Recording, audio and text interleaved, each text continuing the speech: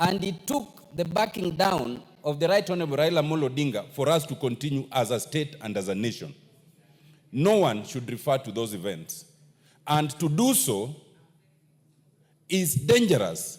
It is because of 207 that we now have a constitution that prohibits that kind of conduct, that kind of speech. It is an express limitation to the speech. It is because of that that we even had Agenda 4 commissions. It is because of that that we created the NCIC. And it is because of that that we have ESCC, CAJ, Kenya National Human Rights Commission, and others. Madam Speaker, this is not just about politics. This is about our country. Madam Speaker, it is important to note that we, as a House of Parliament, impeached the Deputy President. Some people do not remember that one of the grounds cited was failure to uphold the dictates of the office under Article 75(2)(c). Under 75(2)(c), once you are removed from office, then Article 75(3) comes automatically into play.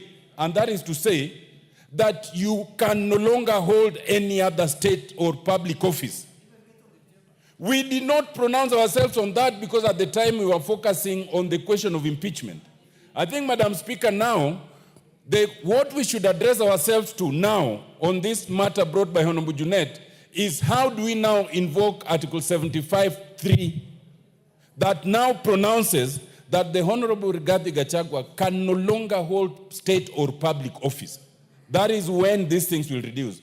And I invite you, Madam Speaker, that through the Speaker's communication, it might be important to guide this House, whether we can do so by way of a petition, or whether we do so by way of a special motion, or whether we do so by way of a special inquiry by the House as the House, so that we pronounce ourselves on that matter.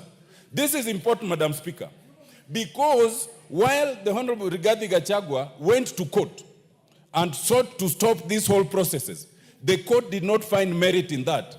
And the court is desirous of going to the logical conclusion, including the declaration of unfitness to hold office.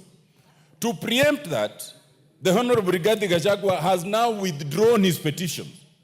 Two things. One, I want to urge this House, through its lawyers, to insist to the court to go to the merit of that matter. We want the court to declare whether Parliament was wrong or not, including fitness to hold office.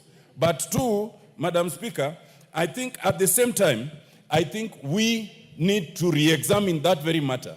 I want to say, Madam Speaker, that the NCIC is a body that was established for these very purposes. I have served as a commissioner. I never saw a day when anybody dared the commission in defiance of a summons. I think that is the height of impunity. If we were to go there, then we will no longer have a country, because we are all capable of saying a lot of bad things. I want to urge the NCIC to come of age and do what it needs to do. I want to urge that the NCIC must be shown to bite. Just 1 minute, Madam Speaker. You know, the Honorable Rigathi Gachagua cannot say that I will not attend because there are others who have uttered things that they've not been summoned. Anyone who says that things should be summoned. But in law, you cannot say that I am not guilty because Otiende is also guilty. No, guilt is personal. Accept your own guilt and then let the others be dealt with.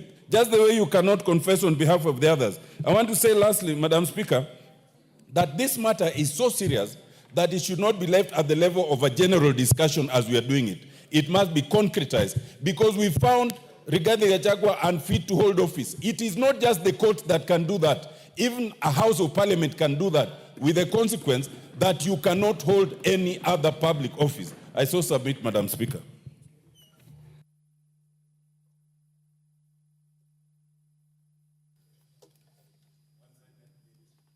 Honorable Nyamita.